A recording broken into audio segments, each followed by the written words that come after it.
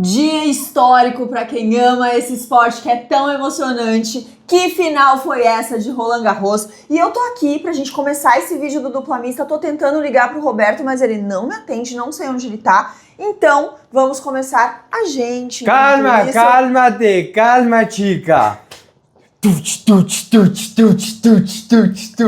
Cálmate, que yo estaba. Hola, buenos días. Que yo estaba en Ibiza. Ah! Sí, Carlito me llamó. Estaba en Ibiza. Oh, trouxe regalos para usted. Regalos de Roland Garros. Carlitos me dio regalo, estoy te dando. Oh, mira, la raqueta de Roland Garros. Que día histórico. Ibiza. Dia, Ibiza está pequeno, está chiquito para Alcaraz. El dono de Ibiza. Bora para o vídeo. Recuperou? Recuperei. Podemos começar o vídeo desse dia tão histórico pro esporte, né? Cara, que foi isso? Emocionante, um absurdo.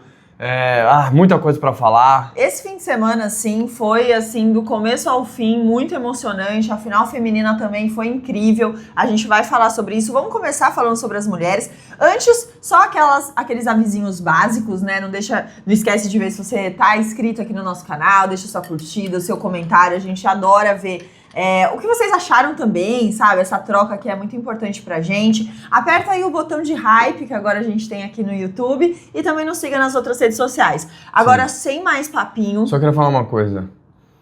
É por isso, galera. É por isso, entendeu? Que existe o Dupla Mista. É por isso, porque o que a gente viveu ontem tem que ser espalhado para as pessoas, sabe? As pessoas conhecerem esse esporte, né? Não dá para você ter aqueles amigos que, você sabe que gosta de esporte, que gosta de competição, gosta de sentar junto, fazer um churrasco, assistir uma partida de algum esporte legal. Cara, seja basquete, futebol, todos os esportes são muito legais, mas quantas pessoas a gente não conhece, amor, que amam o esporte e não conhecem o tênis? E é só uma questão de ser apresentada, galera. É só se apresentar, é isso que a gente tá aqui pra fazer. Bora falar de tênis. Bora falar. Tivemos aí duas finais. A das mulheres foi no sábado. Coco Gauff levou aí pra cima da Sabalenka. E olha que elas já tinham se encontrado em final de Grand Slam, que foi o outro título da Coco Gauff. E Coco Gauff levou novamente. Então, ela já tem 2 títulos de Grand Slam, ela venceu o US Open em 2023 e agora Roland Garros 2025. E bom, temos... Por onde você quer começar, amor? Não, vamos falar desse jogo, então? Vamos falar desse jogo primeiro, Beleza. Daí depois a gente vai pra final masculina. Não, vai, hoje é isso aí, você liga pro seu chefe aí e fala, ó, não dá, hoje eu tô vendo Dupla Mista, que hoje o vídeo vai ser longo, é muita história, Não, é sério, hoje... Aproveita seu horário de almoço aí, a gente vai postar um pouquinho antes do almoço, justamente pra vocês conseguirem ver. Não, hoje é um dia histórico, como eu tava dizendo, é sobre um dia como esse que a gente tá aqui. Seguinte... Deixa eu dizer o que eu achei, aí vocês podem falar também nos comentários, por favor. Principalmente se a gente for comparar uma final com a outra, que a gente teve do feminino no sábado com o masculino no domingo. Cara, eu achei que assim... mano, eu não sei se você acha que eu tô errado, mas assim, eu achei que no sábado parecia... O jogo tava muito tenso, o jogo das mulheres. Né? Tava tipo assim... Era um jogo sobre 2 atletas que não queriam perder, de forma nenhuma. Aí tava todo mundo errático, um braço meio tenso. Sim. Tá ligado? E no domingo, eu achei que era um jogo sobre 2 caras que queriam ganhar, entendeu? Tipo, não, é modo de dizer, óbvio que todo mundo queria ganhar nas 2 finais, mas tipo assim, sabe, tava mais... O das mulheres eu achei uma coisa que tava muito tenso. A Sabalenka errou. Tipo, até aqui os números, 70. Os erros não forçados. Que isso? Quantas vezes você vê a Sabalenka ter 70 erros não forçados? Não, e uma coisa né? Se você tá arriscando e você erra, que é o que aconteceu também no jogo do masculino. Sim. Mas no feminino a gente via, assim, uma coisa bem estranha, né? Ainda mais vindo da Sabalenka, assim. Sim. Porque ela aprendeu a variar o jogo dela e você viu que o mental dela atrapalhou muito. Eu acho que dessa vez... Ela normalmente fala muito com o boxe, ela é muito transparente, né? A gente gosta disso nela, Sim. né? Uma das coisas assim que ela é bem transparente em quadro, dá pra você saber o que ela tá sentindo. Só que ela tava... Sabe quando parece que passou um ponto assim, que pra ela Perdeu a mão de mental, assim? de conseguir voltar pro jogo. Ela começou a reclamar muito de tudo e daí esqueceu de voltar. Calma, eu tenho um próximo ponto. E assim, o que foi mais impressionante pra mim foi ela ter conseguido vencer o primeiro set, ela tava super na frente, né? E daí a Coco Gauff conseguiu alcançá-la. Sim. Foi assim, nervoso o final do primeiro set, ela conseguiu levar a Sabalenka e começou um segundo set sendo quebrada. Então, esse era um ponto que eu queria dizer. Tipo, isso não é comum. O quanto mostra como foi tenso isso. A Sabalenka jogando, tipo, no começo, abriu 4-1 já no primeiro set. Tava todo mundo que tá... Eu, pelo menos, assim, na boa, todo mundo tava vendo e já era. Vai ser um sacode da Sabalenka, o que é ótimo pro tênis, né? A Gauff conseguir ir lá, recuperar e tal. Mas eu acho que realmente é um símbolo do como a Sabalenka foi se perdendo. Sim. Sabe? Como ela foi entrando nessa tensão. Parece que achei que ela começou mais leve, mas aí ela foi entrando nessa loucura que a gente estava falando, e aí xingando o boxe, ficando brava e tal, e, pifou. E eu acho também que tem uma coisa. A Gauff, e aí a gente pode até depois falar da polêmica da coletiva da depois, coletiva né? de imprensa da Sabalenka, mas eu acho que a Gauff também, ela sabe jogar contra a Sabalenka, fazendo a Sabalenka, até contra as atletas também, é meio que o estilo da Gauff, de tipo assim, provocar o erro do outro, tá ligado? Tipo, atrapalhar o jogo do outro. Sim. Entendeu? E cara, isso é uma estratégia, isso é um jeito de ganhar também. E cara, mas assim, eu achei que a Gauff mostrou aí um outro lado dela, de quando ela tá com o mental ali alinhado com o físico. Resiliente, né?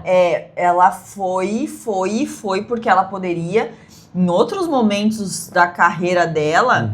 Gente, é que ela é muito nova, né? Sim. É um absurdo, assim, a gente tá falando de uma menina, 21 anos.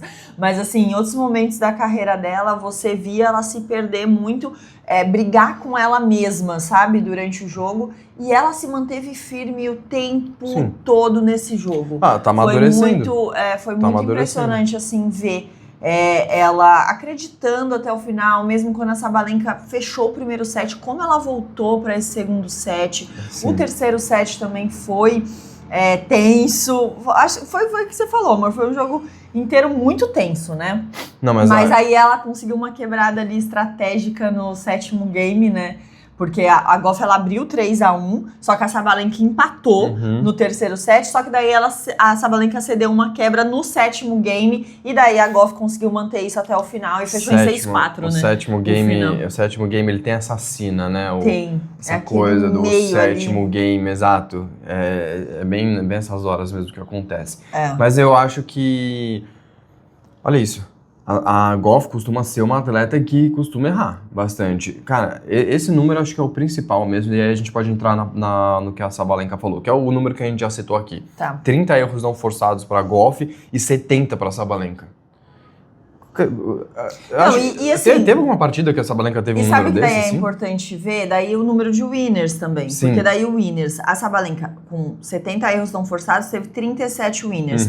E a Gauff, com 30 erros não forçados, teve 30 winners. Então você vê que estava uma coisa um pouco mais equilibrada. A Sabalenka começou a ir pro tudo ou nada em alguns momentos, e você vê que ela começou a errar muito, Sim. né? Mas quantas vezes a gente já não falou disso aqui? Isso é um ponto do jogo da Sabalenka, de que quando ela vai para esse lugar de tipo assim, quero resolver soltando a mão. Se ela tá muito arriscado. Se tá entrando, ela vai ganhar. Só que se não tá entrando como foi desse dia... Só que a gente tinha comentado já, né, de como ela tava conseguindo modular sim. mais o jogo dela. É que eu não sei, deu alguma coisa nela. Mas vamos falar o que aconteceu depois. Primeiro, o discurso pós-jogo da Sabalenka aqui, muito emocionada, não fez gracinha. Tipo, normalmente ela consegue levar, você vê a final lá do Australian Open, que ela perdeu pra Madison Keys. Ela conseguiu brincar, fez piada com o time dela e tal. Dessa vez, ela ficou visivelmente emocionada, chorou bastante. e pediu desculpas pro time dela. Era um título Por essa final que ela tinha feito e tal. Era um título inédito, né? Era um título inédito. Acho que ela sentiu bastante essa derrota. Vai sentir, vai ser difícil pra ela agora retomar, né? Tipo, ela falou que ela ia pra... Enquanto o Alcaraz vai pra Ibiza, ela falou que ela já tinha passagem pra Mykonos. Ah, é? E que o que ia resolver o problema dela era álcool e açúcar. Nossa, que isso? Rock and roll ela. Falou que vai dar um tempo lá, desestressar, entendeu? Passar alguns dias como turista. Que o namorado dela é brasileiro / grego, né? Então, de repente, acho que ele... Não sabia. Ele é brasileiro grego. Ele tem... Então, daí ele deve ter conhecer lá o rolê pra levá-la. Bom, vai dar uma vamos descansada espairecida. Só então pra finalizar, e aí a gente ir pra final masculina. Beleza. Falar só do que ela falou, né? Basicamente, na coletiva de imprensa dela, a Sabalenka disse que eu vou botar nas minhas palavras aqui. Basicamente, ela disse que ela não foi a Gauff, aí eu quero saber a sua opinião, não foi a Gauff que ganhou dela. Foi ela que perdeu. Ela que errou demais. Realmente, ela errou mesmo, a gente tá vendo os números aqui. Mas foi num lugar meio ruim, assim. Aí ela falou outra coisa também que ela falou. E olha que eu gosto muito da Sabalenka, hein? Sim, também. Time Sabalenka total. Mas eu gosto muito da Gauff também. Mas enfim, a Sabalenka falou que, né, como eu disse, ela não foi a Gauff que ganhou, foi ela que perdeu por causa dos erros, ela deixou entender isso. E outro, que aí isso eu achei meio ruim, assim. Ela virou e falou que se a Iga tivesse passado na semifinal, lembrando que a semifinal foi Sabalenka contra a Iga, né, uma das semifinais, ela falou que se a Iga tivesse passado de mim, ela ganhava da Gauff. Eu acho que acaba tirando um pouco o crédito ali da vitória, né, da Gauff. E assim, eu acho que... não foi legal. Não, mas ela se retratou, né? Ela falou... Você tem um Instagram aí pra abrir, por favor? Porque se você abrir, ela postou stories, eu tirei print, mas a gente tá gravando no meu celular. Tá. Então é só entrar no da Saba. Só entrar no da Sabalenka aí. Deixa eu ver Aí aqui. eu leio aqui pra gente. Sabalenka. É esse mesmo, ó. Ela falou assim, ó. Ontem foi um dia difícil. A Coco conseguiu lidar com as... E teve isso também, né? Muito vento. As condições estavam, assim, péssimas pro jogo, verdade, né? bem lembrado. Ontem foi um dia difícil, perdão. A Coco conseguiu lidar melhor com as situações, com as condições do que eu. Foi uma jogadora melhor do que eu ontem. You all know me. Ela falou, vocês todos me conhecem, eu sempre busco ser honesta e humana no meu processo, nos momentos. Eu fiz 70 erros não forçados, então I can't pretend, então eu não posso fingir que foi um bom dia, mas basicamente o que ela quis dizer aqui foi o seguinte, as duas coisas são verdades. Eu não fiz uma performance boa. Exato, mas a Coco também foi lá e fez o dela e ela mereceu e é isso aí. Enfim, tentou dar uma amenizada, uma né? amenizada na situação, porque ficou meio chato mesmo, Sim. Eu achei também que ficou... E a Gauff também daí, né? Porque foi perguntada, né? Depois. Eu não vi, falaram Aí alguma a coisa? Gauff falou assim... Ela falou isso, ficou meio na dúvida, assim, se não tinha falado. Ela falou assim, olha, eu só não acho que é justo, né? Eu tô aqui, da última vez que eu enfrentei a Iga, inclusive, eu venci. Então, ela falou, a Aryna jogou muito bem nas últimas semanas, eu sabia que seria uma final duríssima, mas não importa quem fosse adversário, eu tinha grandes esperanças de vencer. Ela foi bem, assim... Fair play. Exato. Tipo... mas eu quero saber, eu acho ótimo. Não acho ótimo que tenha briga, picuinha, essas coisas, não. Mas acho ótimo que querendo ou não, existe uma coisa boa da Gauff ter ganhado, porque pro esporte é muito bom. É muito bom, porque assim, eu tava torcendo pra Sabalenka, mas é bom, cara. É bom que fique, porque a Iga tá dando uma caída agora. Sim, é bom que a Gauff né? suba, porque daí tem alguém pra ir lá brigar no topo com a Sabalenka. Então, é sempre bom isso. É sempre bom quando tem mais de um. O troféu passa na mão, assim, de mais de um atleta, entendeu? Aí deixa o negócio mais competitivo. Muito legal a vitória da Gauff e mereceu mesmo. E era 5-5 head-to-head e agora tá 6-5 pra Gauff. Sim. Gauff deu um passinho aí pra frente. E só que 2-0 em final de Grand Slam. É verdade. Se nas duas vezes que elas se encontraram em final de Grand Slam, 100% pra Gauff. É verdade. E ela foi a mais jovem a vencer o US Open em Roland Garros desde a Serena, hein? Então, comparando ela bastante, assim, né? Eu não gosto muito dessa coisa de comparação, porque acho que cada atleta tem a sua história e tal. Mas tem alguns recordes, algumas coisas, assim, que acaba, quando você acaba atingindo, acabam sempre trazendo, né? Os grandes aí da história, como, por exemplo, a Serena. Então, bom, é isso. Bom, falando em comparação... Você sabia que tem uma comparação exata? Vamos já mudar de assunto? Calma. Deixa eu só finalizar. Perdão, das mulheres. Tô acelerado. Porque, já que você tava falando, top 10 mudou bastante, hein, gente? Ó, temos na primeira posição Aryna Sabalenka, segunda posição Gauff, terceiro Pegula, Pauline, Zeng, Andreeva, Swiatek caiu pra sétima posição, depois vem Madison Keys, Badosa e Emma Navarro pra fechar. Iga Swiatek na sétima posição, isso é bizarro. Não conseguiu defender nada, né, dos pontos dela no Saibro. Sim. Vamos ver como ela vem pra temporada de grama. Nossa, isso é bizarro mesmo. Bom, então eu estava falando das comparações, certo? Beleza. Comparando Serena Williams com Coco Gauff. Existe uma comparação também a ser feita, vamos mudar de assunto, vamos para o jogo épico, histórico. Por favor, coloca aqui, editor, o Martin Scorsese. Absolute Cinema, o que aconteceu ontem no jogo na final masculina. 5 horas e meia, hein? E tem uma comparação, que já saiu, né? Carlos Alcaraz e Rafael Nadal. Os dois conseguiram 5 títulos de Grand Slam com a mesma idade, os mesmos números de meses também. Não, inclusive dias. De dias, assim. Será? Deixa eu ver aqui. Será que o Alcaraz é mesmo um herdeiro do rei do Saibro, né? Vai ser o príncipe do Saibro, o Alcaraz. 22 anos, 1 mês e 3 dias. Mesma idade do Nadal ao conquistar seu quinto Grand Slam. Esses caras são... É um absurdo, esses caras. O cara tem 22 anos e tem 5 Grand Slams. 5 Grand Slams. Não, e o que ele fez ontem, realmente... Então, bora lá? Bora Bom, falar galera, sobre esse jogo. Se você estava numa caverna ou em outro planeta... aconteceu simplesmente um jogo assim histórico, épico, emblemático, que vai ficar pro resto das nossas vidas na nossa memória. A gente vai chegar pros nossos netos, que vão estar lá falando dos tenistas da época deles, vai falar, meu, senta aí, neto, você vai ouvir uma história de um dia, de um jogo, de um italiano e um espanhol, que um jogo que durou 5 horas e meia na final de Roland Garros, com uma virada... Já é a final mais longa de Roland Garros. Absurda. Por onde a gente começa? Nossa, por onde a gente começa? Não, aí eu queria falar uma coisa. Já é difícil você ganhar do Sinner, em qualquer cenário. É verdade. Já é difícil você ganhar do Sinner, beleza? Qualquer campeonato, qualquer coisa. Já é difícil ganhar do Sinner numa final.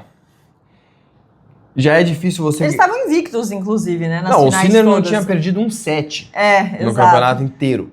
Então, assim, já é difícil ganhar do Sinner. Já é difícil ganhar do Sinner na final. Já é difícil ganhar do Sinner de virada. Já é difícil ganhar do Sinner numa final de virada com o Sinner com 3 match points. 3 triplo match point. Carlos Alcaraz, assim, bicho, o que ele fez ontem... Olha isso, só um dado, assim, ó. Nos últimos 50 jogos do Sinner, ele tem 47 vitórias. Só que olha isso. As 3 derrotas foram nos 3 encontros que ele disputou com Carlos Alcaraz. Com essa última, né, de final de Roland Garros, mas também final do Masters 1000 de Roma e, no ano passado, o ATP 500 de Pequim.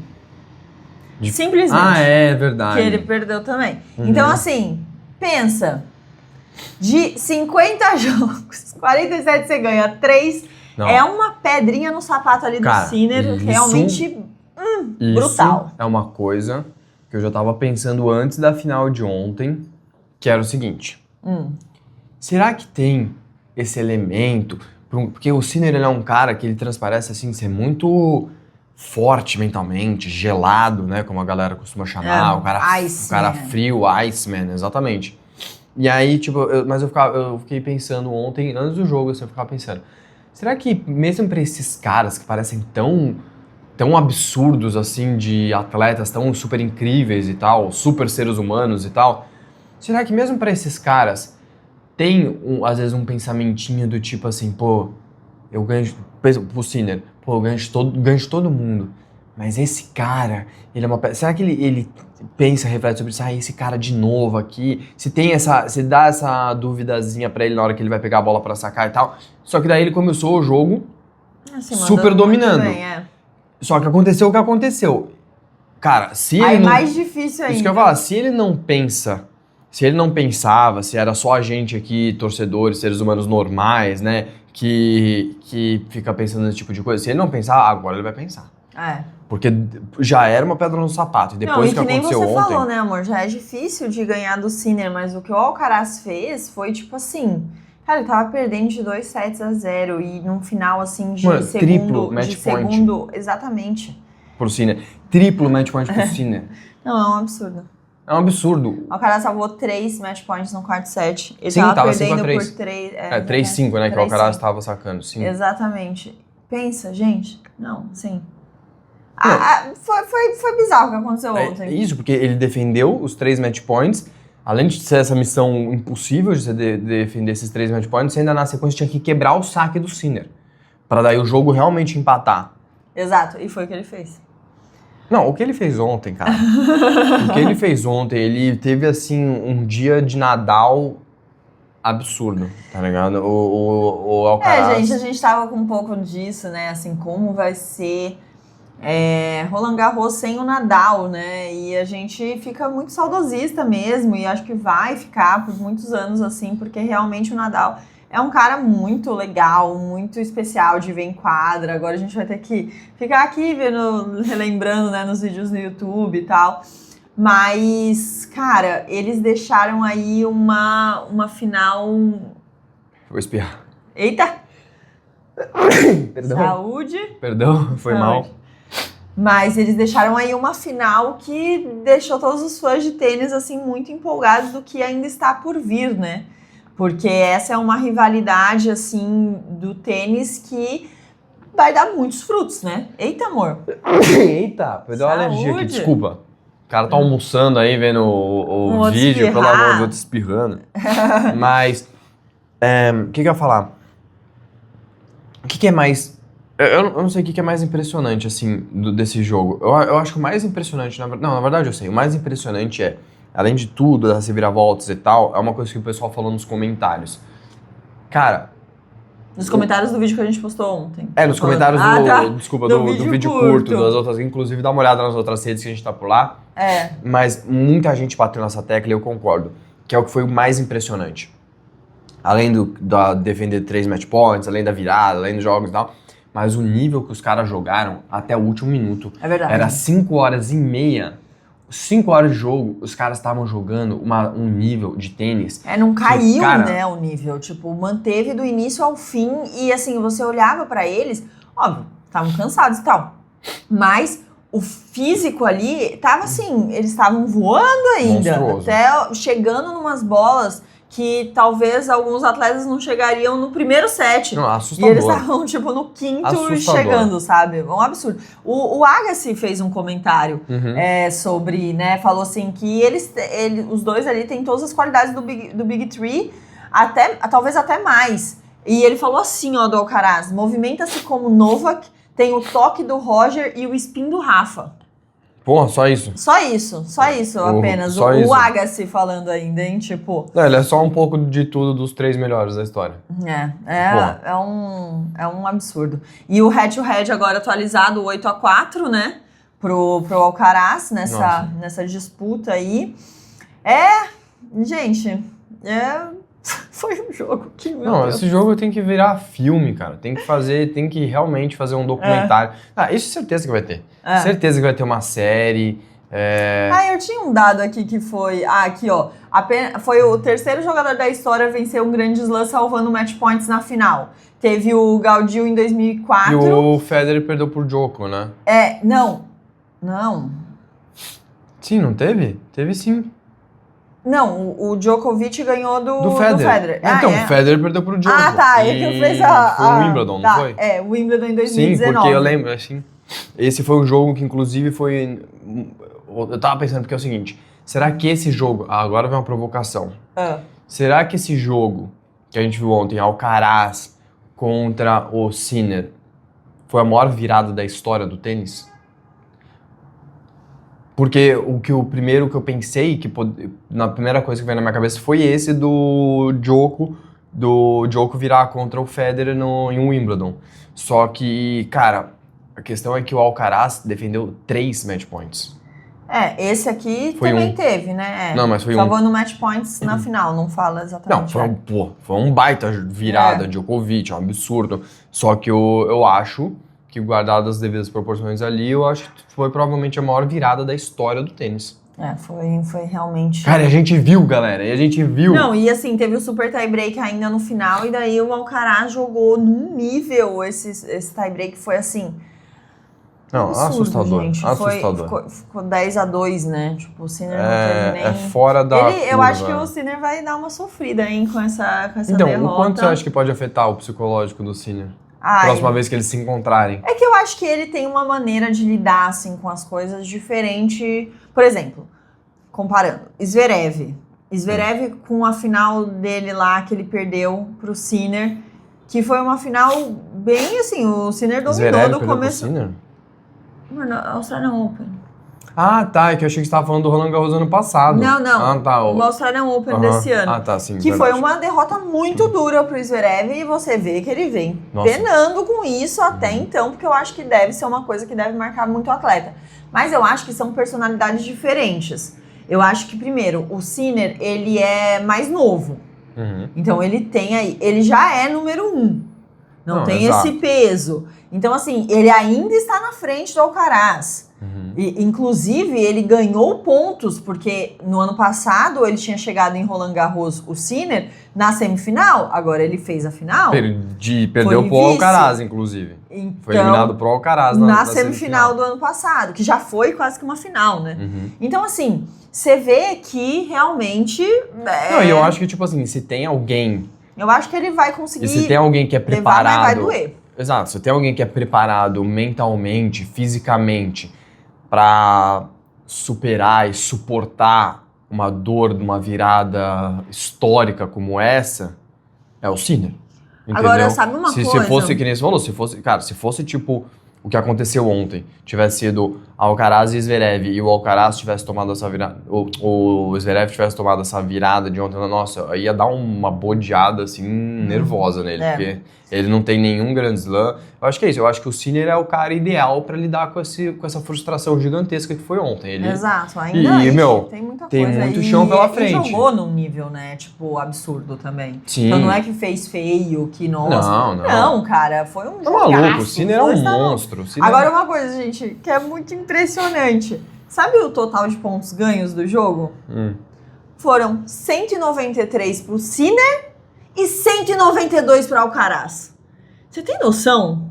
Olha que bizarro isso. Nem sempre o que ganha mais vai mais pontos. É o que ganha o jogo. Exato. Mas tem um dado disso. E assim, disso. mas isso é muito bom pra você ver como foi muito equilibrado o jogo, assim, né? O tempo todo. Mas isso é uma característica meio que do tênis, porque lembra, tem aquele discurso clássico, né? Já virou um discurso clássico do Federer, na faculdade, lá pros alunos da faculdade e tal.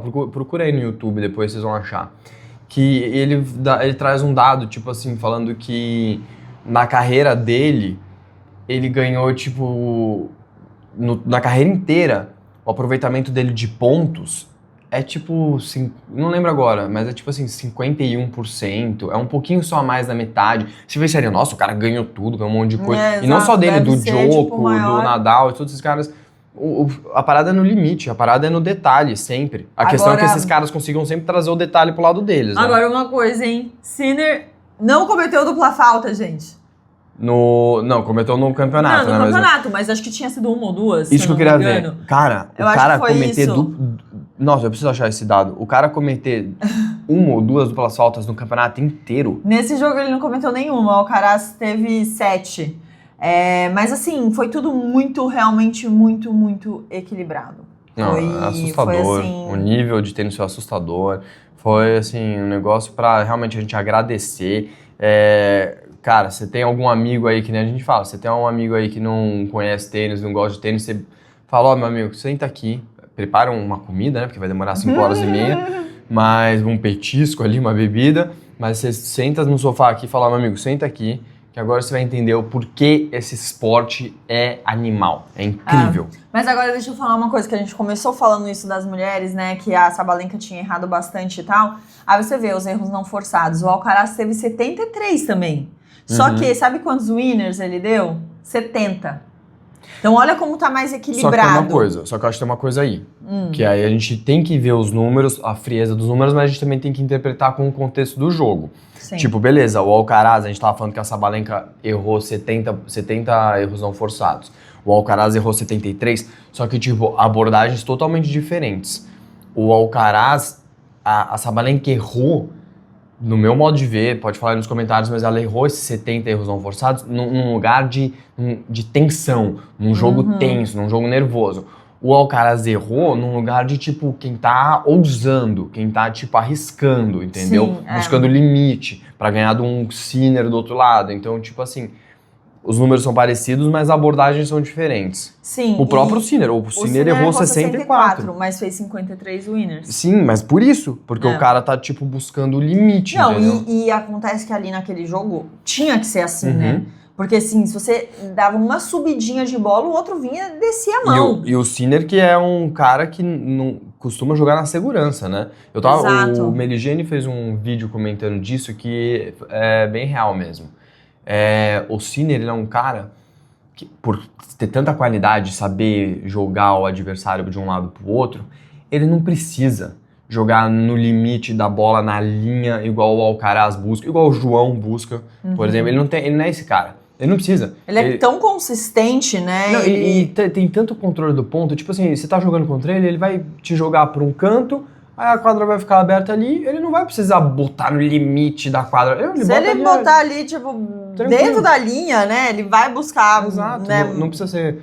E eu acho que o Alcaraz, que já tem essa característica de buscar o limite, e teve essa característica ontem porque é o único jeito para ganhar do Sinner, e ele sabe fazer isso. Mas também teve um lance, que eu não sei se você concorda. O Alcaraz estava tentando muito também os drop shots que ele costuma dar, e tava errando pra caramba no começo. Aí depois, ele subiu e daí ele conseguiu... Porque o Sinner chega Mas não também... só... Eu concordo 100% com o que você falou, e eu acho até mais, não só no começo. Eu acho que bastante tempo do jogo, até mais da metade do jogo, ele tava bem ruim. Mas aí depois ele conseguiu encaixar, né? Não, e esse ponto é bom que você trouxe, amor, porque o Alcaraz, ele é tipo, provavelmente hoje, no meu modo de ver, o melhor cara que faz esse golpe do drop shot do mundo. Principalmente no lance, não só na execução, mas no lance de disfarçar o drop shot. O drop shot, galera, pra quem não tá ligado, é a deixadinha. Tipo, o que o Alcaraz faz? Cadê a raquete? Manda aí. Ele quer mostrar a raquete dele, ele quer. Eu ganhei essa raquete. Gente, a gente foi assistir ontem a final, e daí quando a gente chegou lá no evento e tal, a gente ganhou 2 números, que eles falaram, vai ter um sorteio e tal. Aí, de repente, o primeiro número sorteado é de quem? Não, e as medidas da raquete, exatamente que eu uso. É uma edição especial de Roland Garros, é muito linda. Eu falei assim, dá vontade de deixar pendurada, não vamos nem usar. Pendurada nada, já vai jogar já. Amanhã já tem treino, vai gastar isso aqui, fio. Raquete é pra usar. A não ser que fosse do Alcaraz mesmo, aí eu não uso. Mas então, o que o Alcaraz faz? Vamos lá, momento... Lá vai. Aqui, ó, tutorial. É o seguinte... Tutorial! Falou, profissional. Tutorial de maquiagem. Não, galera, hoje o dia é especial, é isso mesmo, é quebrando o protocolo, o vídeo vai ficar longo, história foi feita, vamos curtir, é tênis. Parada é o seguinte, o que o Alcaraz é muito bom? Não só na execução ali, né, do drop shot, de tipo dar um pim, de fazer e a bola passar, mas no lance de esconder. Porque ele vem aqui, a bola veio pra ele, ele prepara, tipo assim, nossa, eu vou bater nos vasos. Ele prepara. Ele tem essa característica, tá, gente? Ele prepara muito assim, nossa, ele vai dar você pensa, ele vai dar uma porrada, ele vai soltar o forehand. Aí no último segundo ele vem tipo assim, vou bater, ele dá no finalzinho. Só que enfim, ele é o melhor do mundo fazendo isso, o melhor do mundo. Só que ontem realmente, você lembrou bem, ele tá... Deixa eu voltar aqui, deixa eu voltar pro meu lugar. A pessoa tá muito animada hoje. Não, quebrando... Tava em Ibiza. Não, e ele, tipo, vocês sabem que uma característica do Roberto, ele é muito desastrado, gente. Quando ele já levanta pra fazer uma coisa diferente, eu já fico assim... Vai quebrar o Vai vaso. quebrar o vaso, já caiu no chão. Ai, meu Deus do céu. Não, mas enfim, mas realmente, o drop shot e demorou muito. E ele perdeu uns pontos, assim, uns games e tal, umas coisas bobas mas também no culpa, entendeu? Você tem que usar pra ganhar do Sinner. Você tem que usar. Se você ficar na segurança... Uma hora começou a acertar, né? Exato, se você for jogar na segurança, aí ele ganha. Aí ele ganha de todo mundo. Aí ele ganha, inclusive, do Alcaraz. Sim. Por isso que o Alcaraz é o antídoto... O antídoto não, a criptonita contra o Sinner. Porque ele tem essa característica do arriscar. Sim. E ele consegue. Porque, se você for jogar, não, vou jogar na segurança e tal, aí esquece. Aí o Sinner vai ganhar sempre. Sempre. E é isso, né? Sim. Falamos tudo. Se esquecemos algo, por favor. Eu sei que a gente esqueceu. Eu sou o Roberto. Eu sou... A gente não fez... É que veio a minha personalidade de Ibiza aqui, aí não... Gente, esse negócio que ele ficou zoando, né? Porque não sei se vocês viram o documentário do Alcaraz, que teve essa questão aí, que daí depois todo mundo ficou discutindo, porque teve um momento lá que ele quis espairecer e foi pra Ibiza e tal, e daí o treinador, todo mundo falando, e depois também gerou repercussão. Se você quer ser o número 1 do mundo, você não pode ficar se distraindo, porque o tênis, não sei o que. E foi antes de ir pra Wimbledon, né? É. Tipo, um pouco antes de ir pra Wimbledon, ele vai pra Ibiza curtir. E ele ganhou, né? E agora daí, ele deve chegar pro Ferreiro lá, pro técnico dele, e falou, ó... Não, mas funciona. Depois de ontem, acho que o próprio Ferreiro já tinha aqui umas passagens. Inclusive... Umas passagens pra Ibiza no bolso. Falou, vai garoto, vai curtir, já reservei seu camarote lá na balada. Não, inclusive o Ferreiro falou, né, que tipo, ó, o que o Carlitos fez é absolutamente surreal. Foi, ó, pela qualidade do adversário, pela situação em que se encontrava e pelo que representa jogar contra o Sinner, que te pressiona constantemente e não te dá descanso nem por um segundo. O Carlos sempre foi um lutador nato, nunca dá um ponto como perdido, mas hoje deu mais um passo importante a nível mental. Foi uma evolução clara na forma como geriu a pressão e manteve a calma. Sim. Não, assim, Carlos Alcaraz, impressionante. E olha, amor, agora ele tá mais próximo daquele feito que a gente falou, porque a gente lembra que a gente tinha falado que pra ele igualar o Nadal, nos próximos 18 anos ele tinha que vencer 14 vezes, né? Era isso? Era isso, porque a gente tava pensando que 14 não, 13, né? Porque ele já tinha um. Pra passar, né, o Nadal. Pra passar, é verdade. Pra ter 15 Roland Garros. Porque é o seguinte, a gente tava pensando que o Nadal, o Alcaraz, digamos que ele joga até os 40 anos, 40. Ele tem 22, então são 18 anos aí. O Nadal tem 14 títulos, o Alcaraz até então tinha 1. Então a gente pensou, bom, em 18 anos ele tem que ganhar pelo menos 14 vezes pra passar, certo? Então... Agora ele ganhou mais uma. Será que ele vai repetir o feito? Não vai. Não, isso não dá. Isso não dá. Mesmo o Alcaraz, monstro mágico, histórico que ele fez ontem. A gente não dá. O Nadal é ridículo que ele fez. É um absurdo. Nunca mais vai existir. Amor, aí vem a história, né? Corta esse vídeo. Daqui a 18 anos tá a gente falando. Lá, o Alcaraz. Faz o seguinte, daqui a 18 anos eu volto esse corte aqui. Só 18 anos só, galera. Vamos esperar. Tá de boa. Bom, mas é isso, né? É isso, falamos tudo. Se a gente esqueceu alguma coisa, como sempre, vocês sempre trazem comentários muito interessantes que a gente adora ler, que a gente adora responder aqui também. Então, deixa aí seu comentário, sua curtida, o hype aí pra gente também. Que mais, amor? Vai que eu vou... Me vou envolver. Assim, ó. Volver a Ibiza. Carlitos deve estar assim até agora. Alô, Carlitos? Vai bem? Adiós, amigos. Adiós, que tenho que volver a Ibiza. Tchau. Tchau, gente.